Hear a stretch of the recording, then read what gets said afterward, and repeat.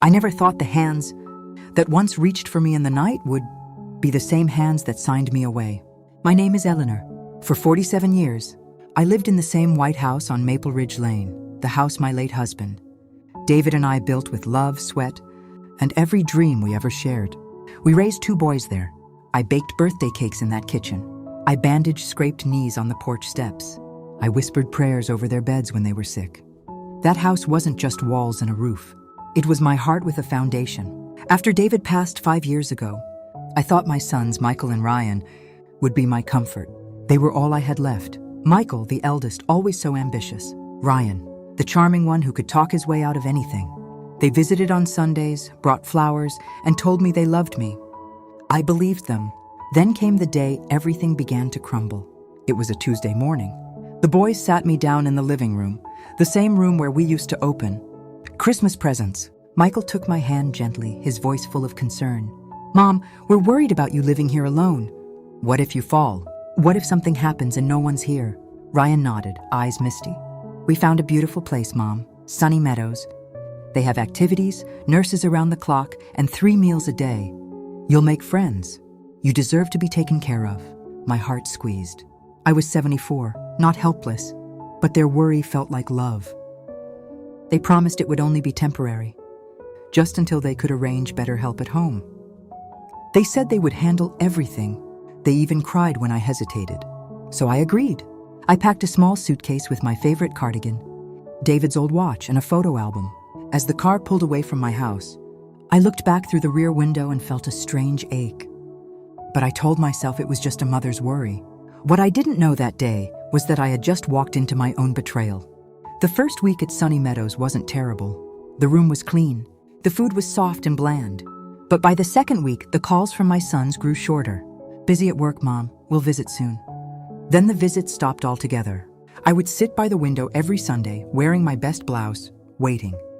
The nurses began giving me pitying looks. One kind lady, Nurse Clara, finally pulled me aside. "Mrs. Eleanor, your sons haven't paid the last 2 months' fees. They said the house sale would cover it." House sale. The words hit me like ice water. My hands started shaking so badly I dropped my teacup. That night I couldn't sleep. I kept hearing David's voice in my head. "This house is for you, Ellie, always." I begged the staff to let me call home. When Michael finally answered, his tone was cold. "Mom, we had to sell it. The market was good. We're putting the money in a trust for your care. It's for the best. For the best." I cried until my chest hurt. My own children, flesh of my flesh, had thrown me away like an old piece of furniture so they could cash in on the only thing I had left. They changed the locks. They listed my memories for strangers to buy. Ryan even had the nerve to post pictures on social media of him and his new girlfriend posing in my living room, smiling like they had won something. I felt shattered, broken in ways no mother should ever be broken. Nights were the worst. I would lie in that narrow bed, staring at the ceiling, wondering what I had done to deserve this. Had I loved them too much? Had I not taught them right from wrong? The pain was so deep, I thought it might swallow me whole, but something else was growing. Underneath that pain, something quiet and steel hard. One afternoon, Nurse Clara slipped me an old phone she wasn't supposed to give me. "You don't seem like the type who deserves this," she whispered. With trembling fingers, I started making calls. I reached out to David's old lawyer, Mr. Harrington, who I hadn't spoken to in years. He listened in stunned silence. Then he said 4 words that changed everything. "Eleanor, you still own the house." My clever David had set up an irrevocable trust years before he passed. The boys could never sell it without my signature. They had forged documents. They had lied to real estate agents. They had even tried to declare me mentally unfit. But they never expected their old mother to fight back. I spent weeks gathering proof, recorded phone calls where they laughed about finally getting rid of the old lady, bank statements showing they had already spent most of the fake sale deposit on new cars and vacations. Every piece of evidence felt like a bandage on my wounded heart. The pain was still there, but now it had purpose. 3 months after they abandoned me, I walked back through the front door of my house.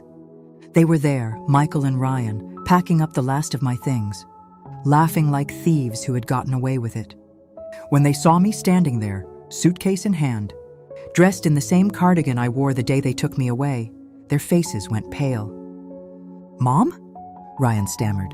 I looked at them calmly, the way I used to when they were little boys who had broken a window. "Did you really think I would just disappear?" Michael tried to speak, but I raised my hand. Mr. Harrington stepped in behind me with 2 police officers.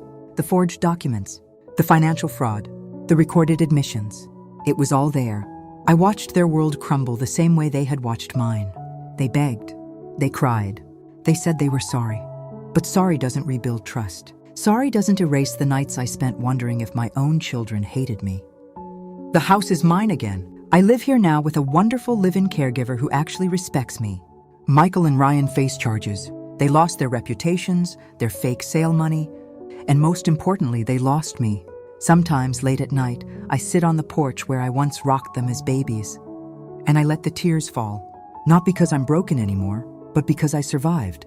If there's one thing I want you to remember from my story, it's this: blood doesn't make family, love does. And when people show you who they really are, believe them the first time. Protect your peace, protect what you built, and never, ever let anyone convince you that you're worth less than the home you stand in.